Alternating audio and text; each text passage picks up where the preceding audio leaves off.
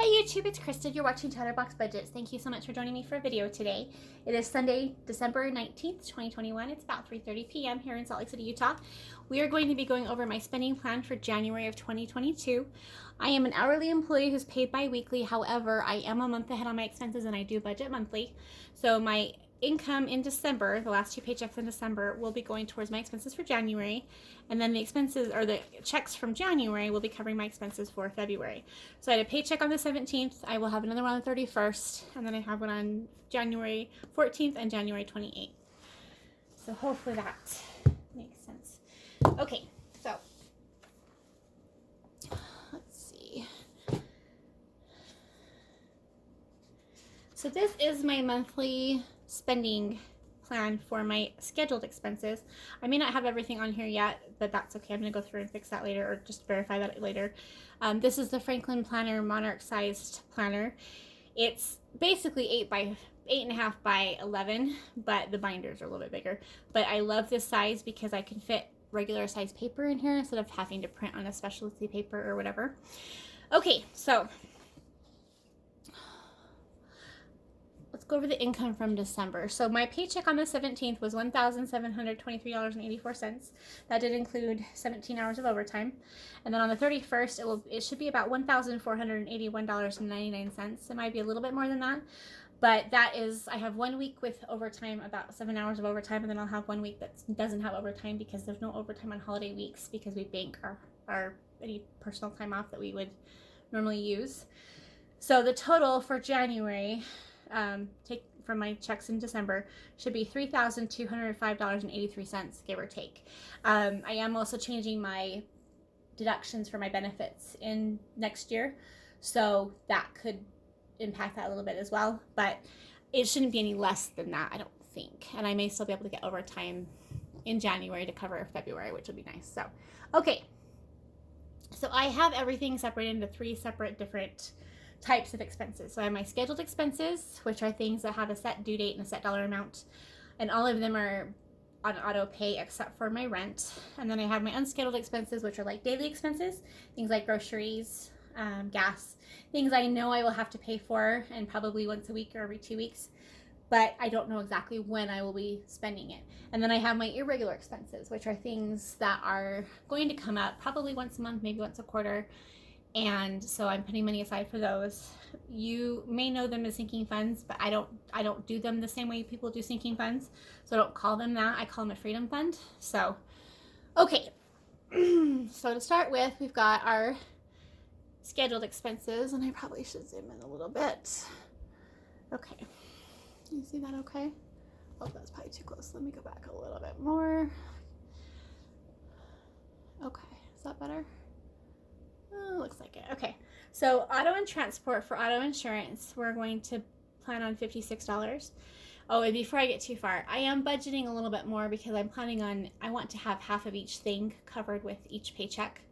So since I already have the $1,700, I want to be able to just, I've split everything in half. Even though that's not how it's going to work, I want to be able to pull out the prop money and have it sitting there and ready so that I can, well, I don't know. We'll see how it goes. And that's another thing I should mention is I am a digital budgeter, so I use prop money, and all of my funds are in my bank accounts and my Venmo account.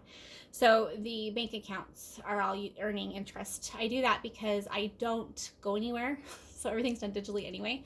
So it doesn't make sense to get cash just to take cash back to the bank. But also for security purposes, I don't want to have to worry about locking up my binders all the time. And also because it does accrue interest, and so I like that better. It's working really well for me. I do love using cash, but because I work from home and I don't actually really go anywhere right now, it doesn't make sense to have cash because I'm not actually giving it to anyone. It's just all happening digitally. So anyway, sorry. Okay, so the other thing I'm doing is I budgeted a little, I rounded up to the nearest $2 or whatever. So then what I will do is anything that's left over will go to my savings account at the end of the month.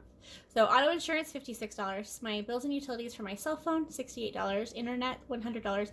It's going up by $3, but I don't know exactly how much it's going to be. So it was $95.58 before. So I'm just going to round it up to $100. Electricity is $52. Natural gas is $32. Water, sewer, and trash is $60. Fees and charges, annual fees, we'll put $50.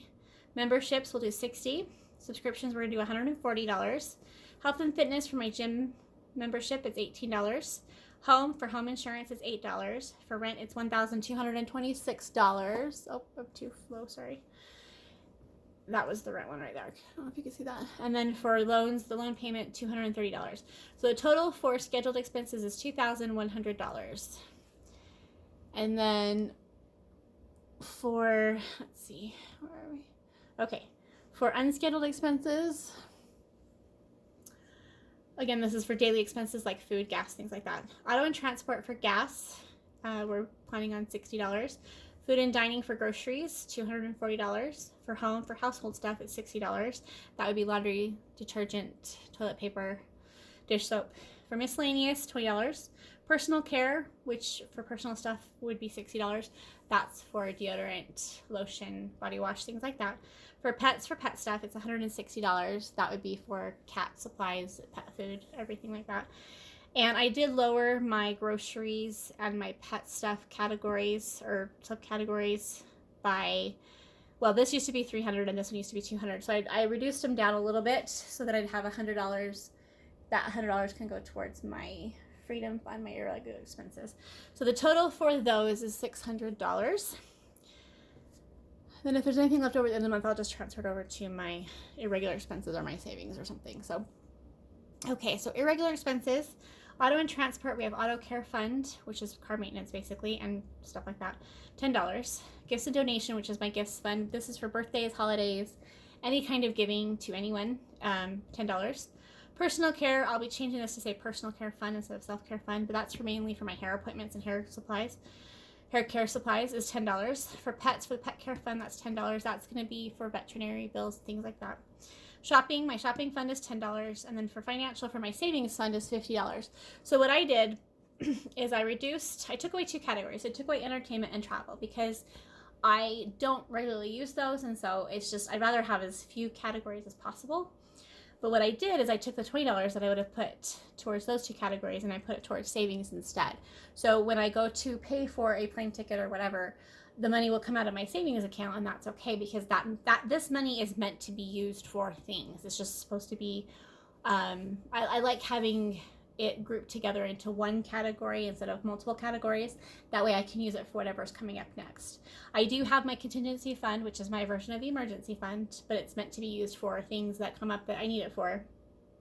That I do have that fully funded at $1,000. And I will be adding to it, but we're not going to be doing it necessarily monthly. It might be like when I get bonuses or things like that. So, okay. And then my expected income in January. Let's see. So paycheck number 1, I'm expecting $1,400, and paycheck number 2, $1,400. So the total for the irregular expenses was $100. The total for everything else together is $2,800, and that's how much I expect to bring home, which is funny because I did not plan that. I'm not a zero-based budgeter, so that's not intentional. However, this may be more on my income because I'm hoping to still get overtime. We have another open enrollment period starting in January, and there's also an ongoing one.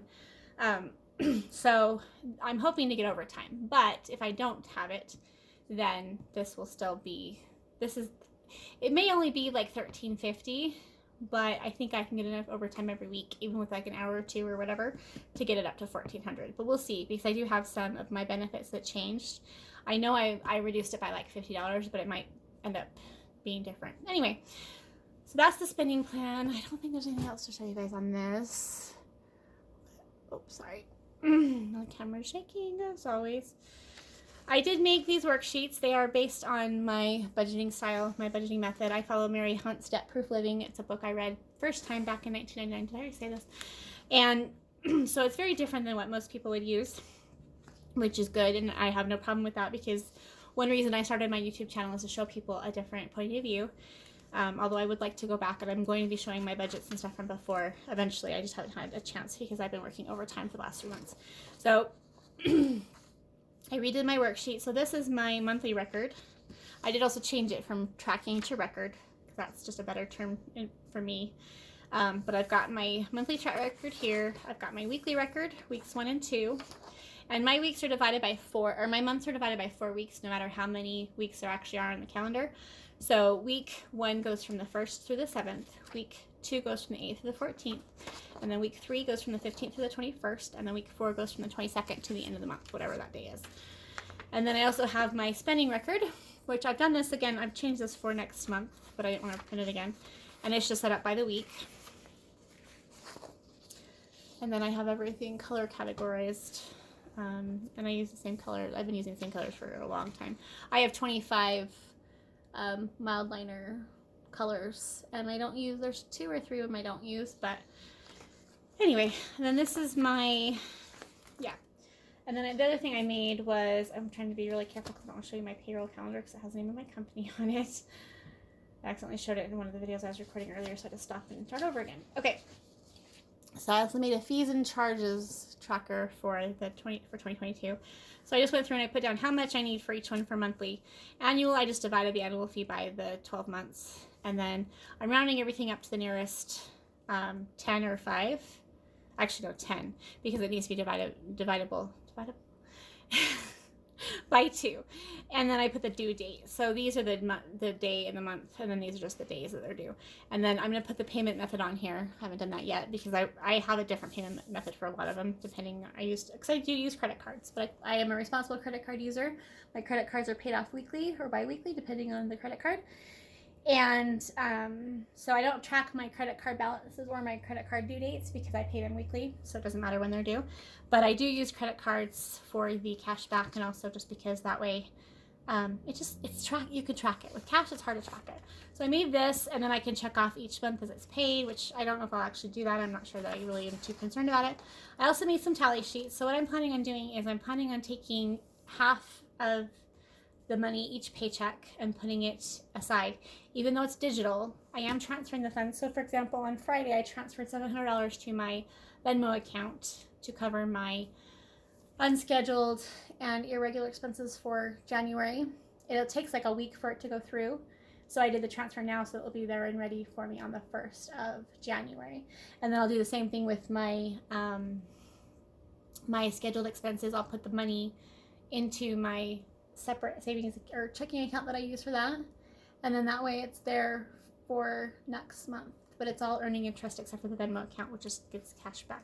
But I set up how much from each paycheck, and then I also did a tally of the bills. Since I use prop money, I do have $2 bills available to me, which is fun. I'm excited about that.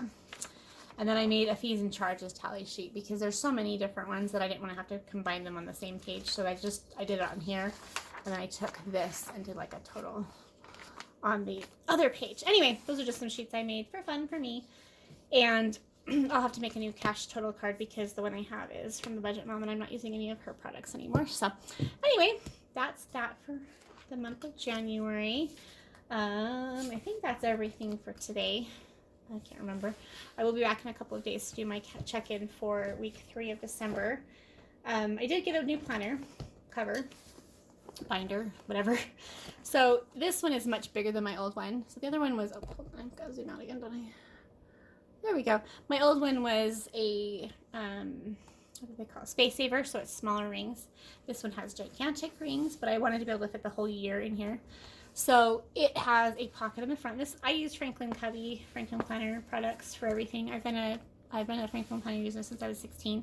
I have tried other planners over the years, but Franklin just works the best for me and the way I function.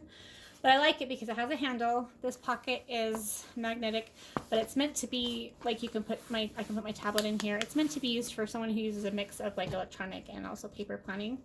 And then it does have a place at the back for a notepad, which I took it out because I was making it too heavy. And then pockets at the front, and then also on the back there's a zipper. And that's one thing my other one didn't have, is a lot of storage. And so this one has a lot more storage, which I don't really carry it anywhere except for from my couch area over here. But it does have a zipper on the back, which I didn't know about when I ordered it. I saw it in the description, but I didn't quite catch that until I got it home. And then I was like, oh, because I can keep my index cards in here. I'm very excited about that. Anyway, okay, well, that was a splurge, but that's okay because the first one I bought was not very expensive, and I used it long enough to know that I'll keep it for next year.